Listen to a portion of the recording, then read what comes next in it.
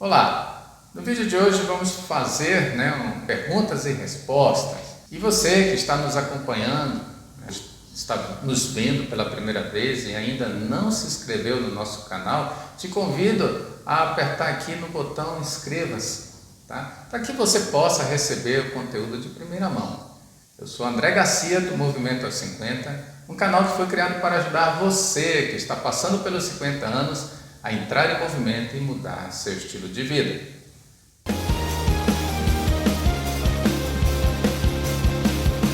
E o assunto de hoje será diabetes tipo 2. Eu vou contar com a ajuda para fazer as perguntas.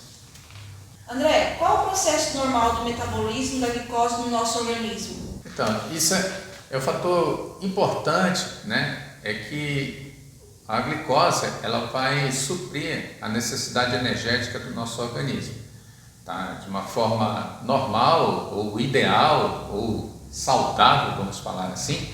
A glicose vai abastecer o nosso corpo, porque o nosso corpo precisa de energia para funcionar, Os nossos órgãos exigem essa energia e a glicose vai suprir, tá? Um dos órgãos mais exigentes é o nosso cérebro, mas nós temos o músculo, que nesse momento vai ser o nosso alvo principal. Então, após uma refeição, o nosso organismo ele aumenta a taxa de glicose no nosso corpo. E aí, essa glicose vai para o fígado, vai para o músculo. Ao longo do tempo, durante esse processo, a glicose vai abaixando, voltando ao nível normal. Ela vai abastecendo o nosso corpo. Mas de que forma acontece esse abastecimento? Vamos pegar o músculo. Por exemplo, lá na corrente sanguínea está a glicose após uma refeição, tá disponível lá no sangue. E aí o pâncreas, eles liberam um hormônio chamado insulina, que vai sinalizar, um receptor, vamos dizer, lá no músculo, nas células, lá do músculo. E aí esse receptor, ele vai, é como se atraísse um outro elemento chamado GLUT4, que é o transportador. Ele vai lá sai do interior da célula, vai lá para a membrana da célula, no caso a muscular, e vai ser o transportador dessa glicose, onde está lá no sangue, para dentro da célula. Ok? Então esse é o processo que deve funcionar, okay? Para que o nosso organismo, por exemplo, na questão dos músculos, possa absorver essa glicose e armazenar em forma de energia. Vamos voltar à questão da alimentação. Nos alimentamos, esses alimentos vão originar, vamos dizer assim, vão nos fornecer a glicose e aí aumenta a taxa. À medida que nosso organismo vai utilizando, essa taxa vai voltando ao nível normal. Assim é que deve funcionar. Vamos à segunda pergunta? André, quando a pessoa não pratica exercícios físicos e não tem uma alimentação balanceada, como isso impacta no metabolismo? Assim, anteriormente nós desenhamos aqui o ideal do metabolismo, com relação à nossa alimentação e o fornecimento de energia para os nossos órgãos, até a questão da gordura, no processo normal, uma parte dessa glicose é armazenada em gordura. Nós necessitamos de gordura para poder, as células do nosso corpo têm a parte da membrana que precisam de gordura, a formação de hormônios para isolamento térmico, até para, vamos dizer assim, proteção de alguns órgãos, com relação ao impacto. A gordura tem essa função. Então a gordura não é do mal, o problema é o excesso. Quando a pessoa não tem, agora sim nós vamos falar da problemática. Quando a pessoa não tem um estilo de vida adequado, em que ela não tem prática regular de atividade física ou exercício físico, e também uma alimentação desbalanceada, quer dizer, tem uma alimentação muito calórica e em grande quantidade, provocando um desequilíbrio, no organismo, a tendência é essa pessoa armazenar cada vez mais gordura. E aí sim, gordura ela é um tecido com excesso ela vai produzindo uma inflamação, tá, ao longo do tempo, generalizada no nosso organismo, com relação aos órgãos. Uma pessoa que tem uma alimentação muito assim, por exemplo, bastante açúcar na sua alimentação, vai contribuir com que cada vez mais esse desequilíbrio, né, essa taxa glicêmica no organismo fique cada vez mais alta. E se ela não pratica exercício físico, aí o trem complica mais ainda. Em maiores detalhes, falando, para explicar essa questão do metabolismo, né, fica meio que bagunçado, né? A pessoa se alimenta e, né, de forma não adequada, vamos dizer assim, e aí mesmo suprindo, né, de glicose os órgãos, no músculo sendo armazenado, no fígado em forma de glicogênio e também armazena em gordura para as nossas necessidades, mesmo com tudo isso ainda sobra glicose no sangue.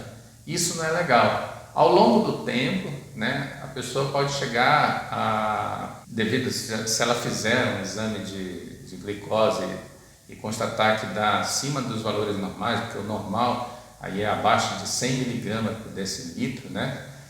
E ela pode chegar ao longo do tempo, nessa condição, a ter um diabetes mellitus tipo 2. Quais os fatores de risco da diabetes tipo 2? Ok. Para começar, né, nós temos a questão da obesidade, também a falta de exercício físico ou atividade física, ou a pouca, né, também a pouca atividade, a alimentação desbalanceada, e também nós temos fatores como hereditariedade, fator genético, sexo e a idade. Importante, a glicemia alta, no caso da obesidade, tendência é colesterol, LDL alto, triglicerídeos alto, né?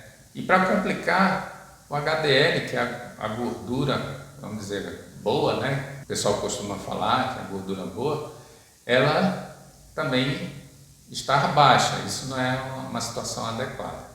Quais as complicações que a diabetes pode causar? O açúcar, tá? Quando ele entra na corrente sanguínea, o nosso rim ele precisa de mais sangue para poder filtrar. Tá?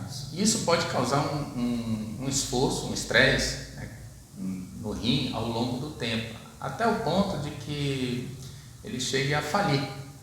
Pode acabar se sujeitando a fazer hemodiálise. Tem que ter alimentação muito ajustada e fazer atividade física.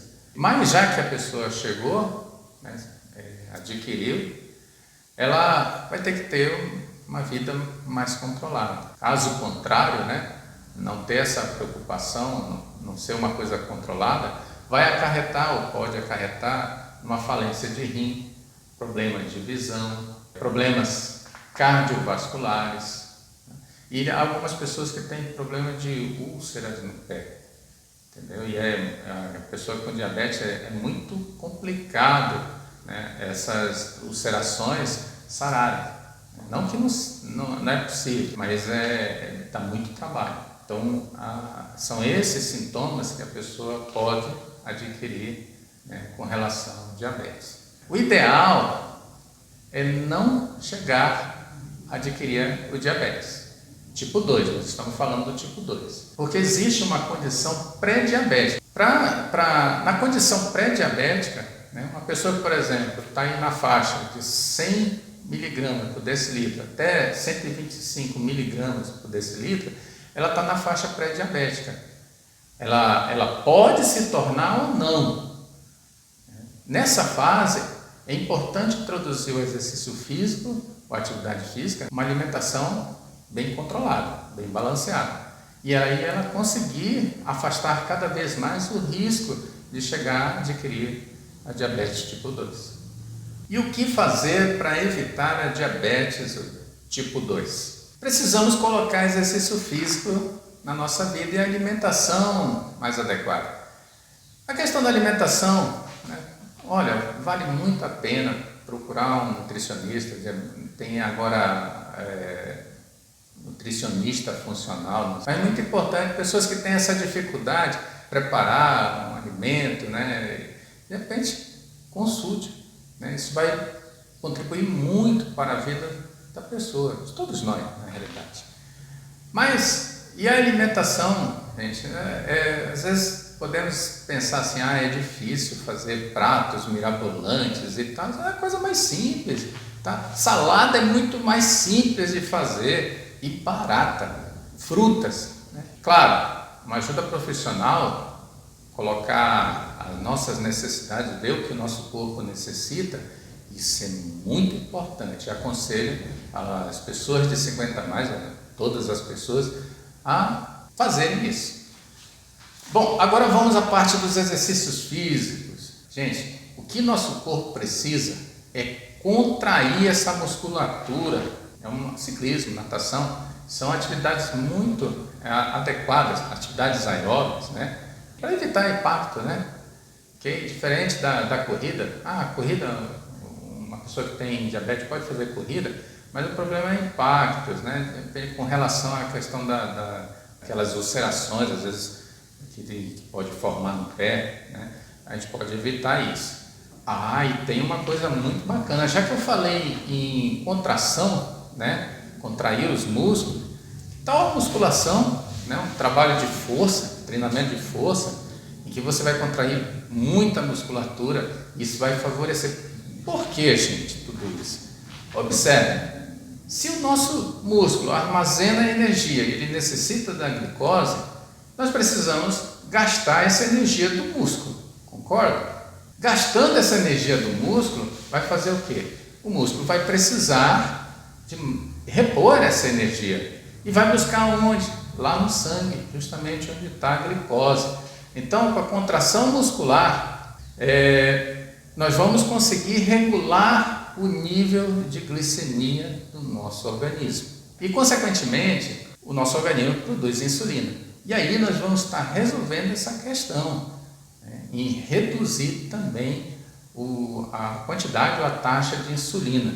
E aí nós vamos poupar o nosso pâncreas, né? Bom, pessoal, eu espero que esse conteúdo tenha ajudado de alguma forma a vocês. Compartilhe, dúvidas ou comentários, deixe aqui abaixo no nosso canal, terei o maior prazer em respondê-los. Tá? E nos encontraremos em um outro momento. Até breve.